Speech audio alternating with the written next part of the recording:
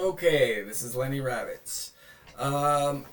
Really quick, we'll talk about fusion. I'm not going to be able to cover everything, but I'll try to cover just the main stuff. And what it is that fusion is not a real thing. It's false. It's wrong. It doesn't work. And the experiments they're doing to try to make break even energy in the I can't remember what it's called, the laboratory, I think it's in Switzerland, but those experiments that they're doing and touting just recently that, oh, we actually produce more than break even energy with our fusion and stuff. That is some sort of anomaly. I will say that right now. Since I don't know exactly what it is they're doing there, I don't know the anomaly exactly that created this break-even energy. But first of all, I doubt they even did that. And it certainly had nothing to do with fusing hydrogen together to produce energy. That does not make sense. It will never make sense, and it will never work. Now, fission works. Okay? So that's the first thing I should tell you, because you might go, what? He doesn't even... What an idiot. He doesn't know about nuclear energy. I know about nuclear energy, and fission is a great energy and probably should be used a lot more in the United States and around the world. It doesn't produce emissions, so that's a good thing. But fusion, I don't know exactly how they came up with this to begin with.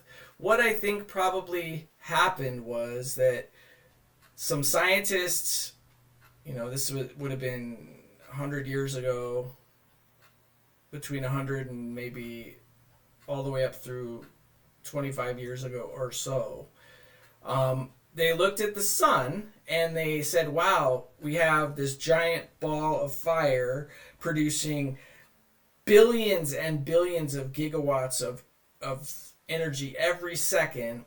And it's also mostly hydrogen and helium.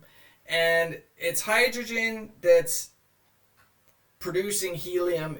Hydrogen is being converted into helium.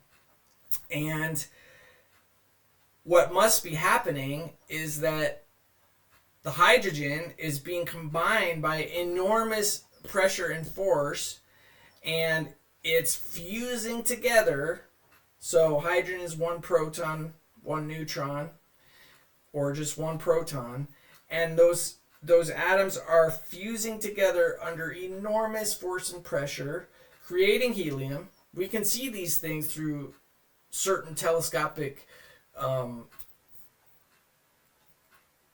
technologies, and it's doing that, and that, yeah, I agree with that. I absolutely, that's what's happening. It's creating this helium, but it's as a result, and here's the fatal flaw.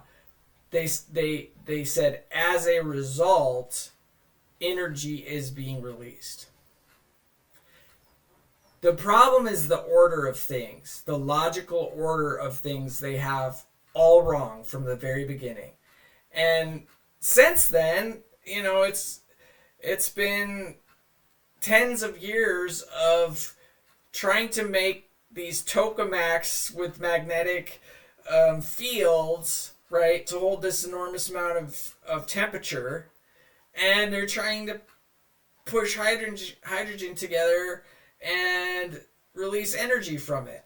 Of course, it requires an enormous energy investment just to force that hydrogen together to form helium. Because yes, atoms are held together by energy. This is what's key. Atoms are held together by energy. That's why when you split a uranium-235 atom, it releases an enormous amount of energy. Because all atoms have to, all protons, all neutrons, they must be stuck together. The sticky glue, if you will, is energy, and a lot of it. So what they did was they said, wow, all this hydrogen is producing helium and thus releasing tons of energy. So therefore fusion is a thing. And maybe we can make fusion this super clean energy that will, sustain us. And all we have to do is, push hydrogen together in a tokamak. Stupid. All right. So the reason it's stupid, anyway. Yes, fission absolutely is a thing. And by the way, relatively speaking, it didn't take that long to come up with fission. I mean, they were looking at the glowing properties of uranium, in the 1800s, and by the early 1900s, they're already looking at, fissile material, enriching uranium, pressing uranium together and then splitting it apart and seeing how much energy it releases, or just measuring the amount of wattage that just uranium itself, uranium rocks, is just releasing on its own. So that was a pretty quick process. And again, it's sort of like getting carried away. That's literally what getting carried away. So along comes fusion, and they believe that that's what's happening in the sun, and therefore we can produce this renewable energy using fusion. Fusion is not a thing. Here's what happens in the sun. The sun absolutely is producing an enormous amount of energy. Yes, absolutely. It is an enormous ball of mass and energy. But here's what's key. The sun does not fuse atoms and thus create energy. It creates energy as a result of its enormous mass. That is the genesis of the sun's energy, the enormous mass. And so it's very important to look at time when you're looking at what's going on with the sun. That's key. You have to look at time. So you have to look at the origins of the sun, whatever 10 or 12 billion years ago, when the solar system was a large circling cloud of solar matter and dust, and this enormous cloud of matter and dust begins to come together, and it begins to form the dense core, which is the sun. When the planets came about in that whole process, I don't know, but you can bet your bottom dollar the sun was the first thing in that whole process. But it's the mass in the beginning that is what's creating this enormous amount of energy. And that's what's important. And it's also important to realize that indeed that enormous amount of energy would have been greater toward the beginning when that fuel, which is all that mass, was generally greater than it is now. We've had X number of billions of years of the sun burning fuel and releasing that energy. So yes, the sun absolutely is older and cooler. But fusion is a non-existent part of this. So peering deep into the sun's core, you have temperatures in excess of 1,000,000 degrees or more. I don't even know the exact number. But this temperature and pressure is so great that no atom can exist other than its most simple form. So protons are probably free radicals. Neutrons are probably free radicals. Energy is in plasma form or beyond. And it is as hot as things can get. It's so hot that it has to be cooling as these particles move from the dense core. Now, again, remember, keep in mind time. Time is key here, because the dense material in the core would be the essentially oldest, the material that got there first. But eventually that material does have to rise or expand out. As it expands out, it is going to cool to a certain extent. At some point, those protons reach a temperature in which it's essentially hot enough to press itself together and form helium, but not too hot, like in the core, where helium can't sustain itself because it just split immediately, right? Forming up, splitting, or forming up and staying. So, whatever temperature that is that fusion does occur, the fusion of hydrogen to make helium, I suspect it's probably around the surface of the sun. It forms that helium. The helium expands out into space. As we know, the energy goes out into space. But the releasing of energy is a result of the enormous mass that the sun has and that was there from the very beginning.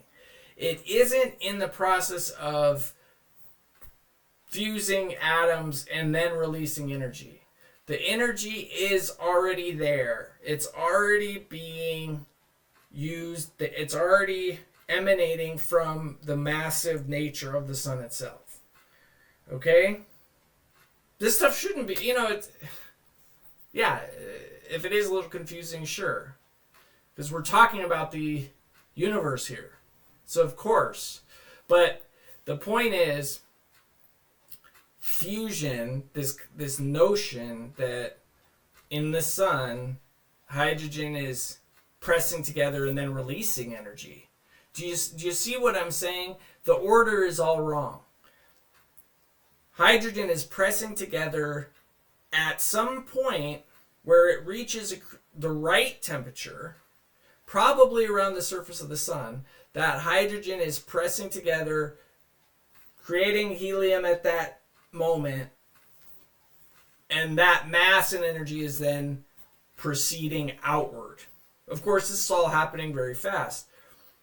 But at the core and extending out from the core, the temperatures are too great to sustain anything except for free radical protons, maybe hydrogen, free radical neutrons. But again, there is no such thing as two hydrogen atoms coming together and thus producing a greater amount of break-even energy. That really is a ridiculous notion. It takes energy to put atoms together. Just like it takes energy to put molecules together. Okay? Same kind of concept. It takes energy to put molecules together, and most often when you split molecules apart, that's when the energy is released.